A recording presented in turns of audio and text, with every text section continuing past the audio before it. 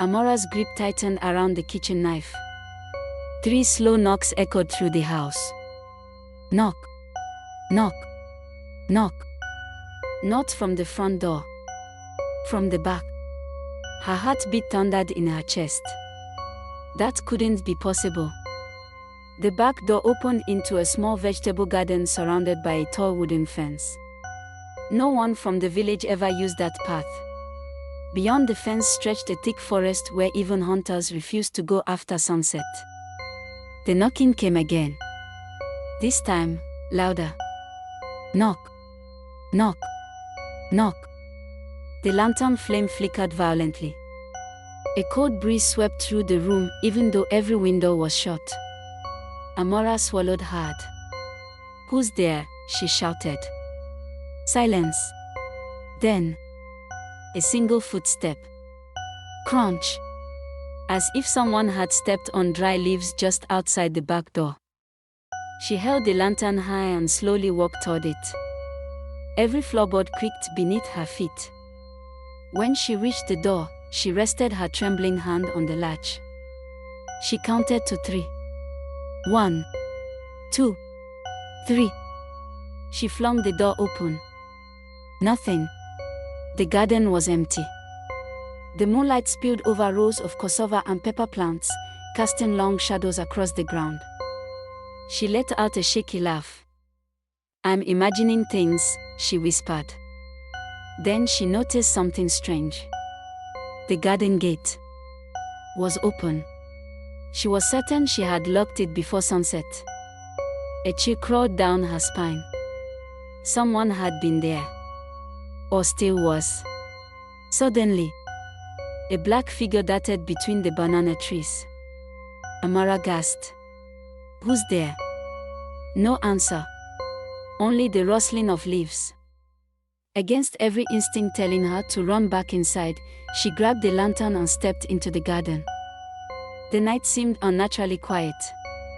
No crickets. No frogs. Not even the sound of the wind. She reached the open gate and looked toward the forest.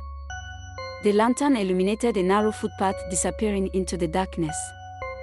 Then she saw them. Footprints.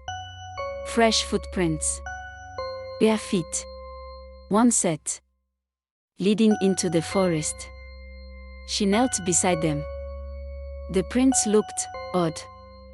The left footprint was normal. The right one dragged slightly, as though the person limped. She remembered something Daniel had once mentioned. There used to be a man in this village who walked with a limp, he had said years ago.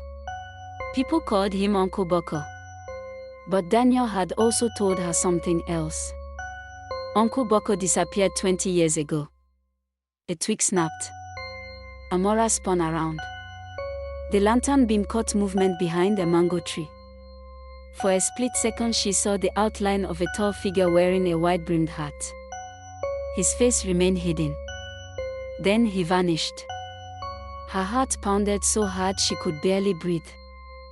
She turned and ran back into the house, slamming the back door shut and locking every bolt. That night she barely slept. The next morning, she walked to the village market. She asked quietly, "Who was Uncle Boko?" The cheerful conversations around her stopped. Women who had been bargaining over tomatoes suddenly became silent. An old fisherman lowered his eyes. Even the children stopped playing. No one answered. Finally, an elderly woman whispered, "Don't speak that name here." "Why not?"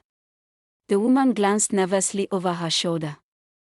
"Because some secrets were buried with him." Before Amora could ask another question, a motorcycle roared into the market square. A black SUV followed behind it. Everyone moved aside. A wealthy man stepped out. He wore an expensive white agbada, polished shoes, and dark sunglasses despite the cloudy sky. His smile looked warm. But his eyes were cold. "That," whispered a trader, "is Chief Gabriel. The richest man in the district. He owns almost all the farmland." Chief Gabriel walked straight toward Amora. You must be Daniel's widow. His voice was smooth. I heard you've moved into the old farmhouse. Amora nodded cautiously. I hope you're settling in well. She forced a smile. It's quiet. For just a second, Chief Gabriel's smile faded. Then he leaned closer. If you hear strange stories from the villagers. He paused. Ignore them. His words sounded friendly, but they felt like a warning. As he climbed back into his SUV, Amora noticed something that made her stomach tighten. The driver walked with a limp, exactly like the mysterious footprints she had seen behind her house. That night, Amora decided she would not hide. She placed her lantern near the window overlooking the back garden. She kept a notebook beside her. If someone came again, she would write down everything she saw. Midnight arrived. The house fell silent. Then, not 3 knocks. 5. Knock. Knock. Knock. Knock. Knock. Amora froze. A voice, barely louder than a whisper, drifted through the wooden door.